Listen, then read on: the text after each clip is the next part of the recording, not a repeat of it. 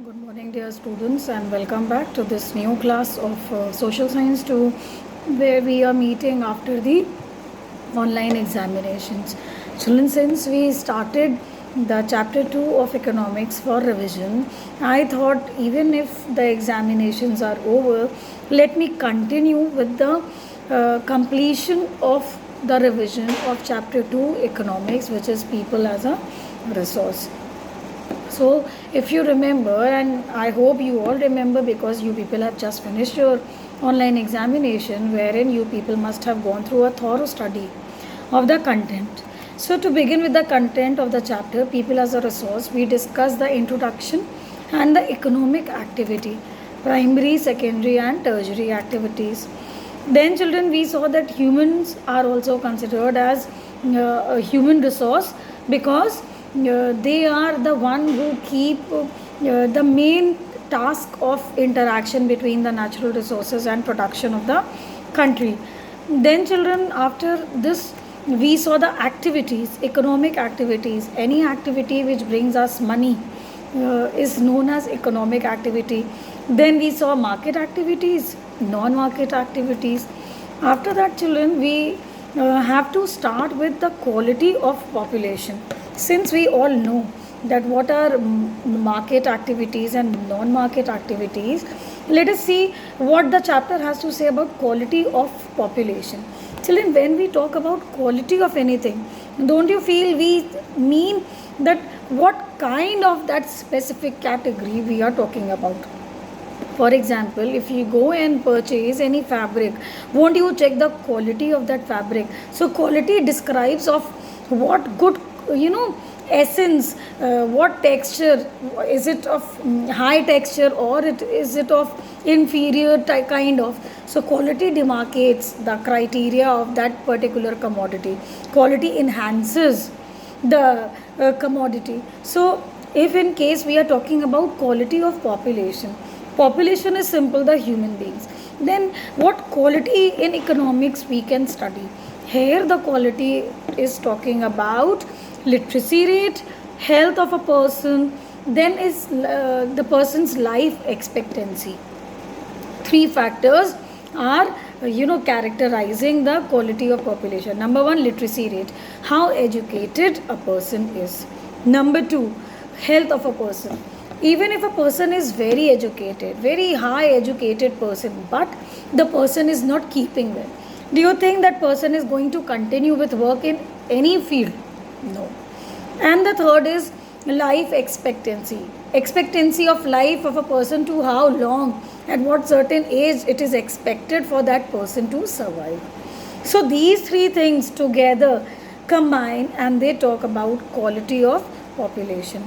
The quality of population ultimately decides the growth rate of the country, children. For example, if there are two people, A and B, then A is high qualified and a very healthy person, whereas person B, who is very qualified also but is unhealthy, not keeping well, all the time that person is sick on bed. So whom do you think is more appropriate for country's development? Obviously person A, because B is obviously not keeping well, so he cannot add into any kind of production for the country. So I hope quality of population is clear to everyone. Now let us come to the specific part, education. How we can enhance quality of population through education. This is the major goal set for the government of any country. Now, role of education in human capital formation is, firstly, what role of education can you think of? If we ask our children to study and we are being asked by our parents to study, education is very important. Then what is the point of this, insisting pressure on education? That why is it so important to have education? Number one, education contributes to growth of society. Society will grow with education. Number two, provision is made quality in elementary education with special emphasis. So these various measures by government, we all have seen Sarva Shiksha Abhiyan, granted by the government, UEE, capital U, capital E, capital E. universalization of elementary education, means mandatory education for elementary level till 14 years of age. It is compulsory for all children to study. By these steps, government is trying to ensure that minimum education should be given to these children, and not just they will be getting education, they will be refraining from child labor. Yes or no? If a child is going to school to study, obviously that child is not going to go for work. So in this way, the government is ensuring the children to get minimum level of education. Now, first characteristic of quality of population we discussed. Next is health. Health of a person, children, helps to realize potential and ability to fight illness. Yes or no? If we are healthy enough, we are ready to fight with any kind of illness or any kind of ailment. So we have that potential. If we are healthy, we have that potential to fight with any disease. Nowadays, during this pandemic time, COVID-19, we are all focusing on one thing, our immunity, to enhance our immunity. That means if we are enhancing our immunity, we are ready to fight with this virus, and it is not going to impact over our bodies. Then children, this we have talked about healthy person. What about an unhealthy person?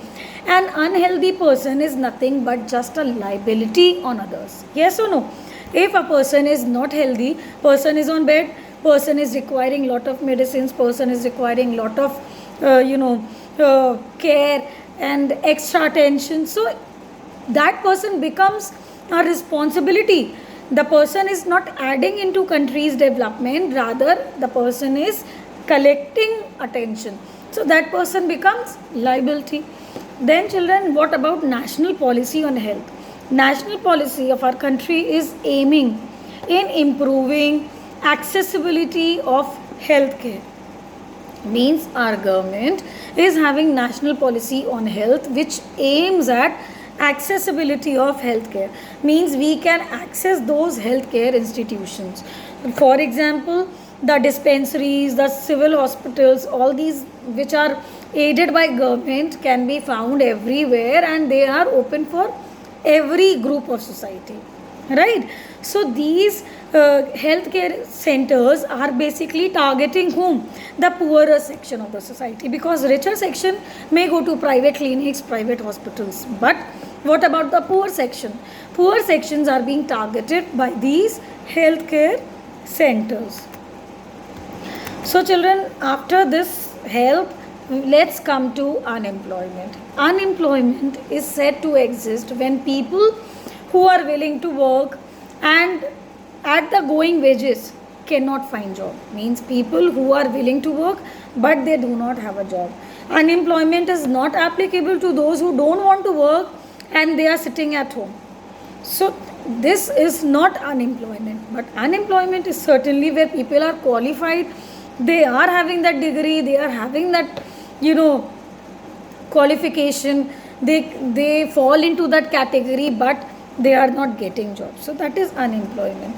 In case of India, we have unemployment in rural sector and urban sector also. However, the nature of unemployment is different in both the areas. Rural area it is different and urban areas it is different.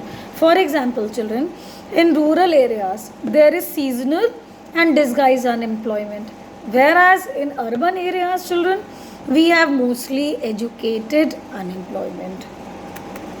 For example, rural areas, seasonal means when a person is working in rural, they have most of the work on fields. If there is season on field, they will be working for the rest of the time of the year, they will sit at home. Disguised means deceiving, disguiding someone, na? So in disguised unemployment, a field which is having a requirement of 4 people, but all the 8 members of the family are working on the same field. So children, understand this thing. 4 person can also work on that field, but ultimately 8 people of the whole family are working in that same field. So this is disguised, where there is need of less but more are working. So This is disguise, means trying to disguise by showing that they are working. The third is educated unemployment. It is very common in urban areas where educated youths are not able to find a job. So I hope the examples of unemployment is clear to everyone. So with this, children, we come to an end to this chapter, people as a resource. I hope you all have understood the chapter very well, and in the next class we will begin with the new chapter in geography. So thank you so much, children, and have a good day.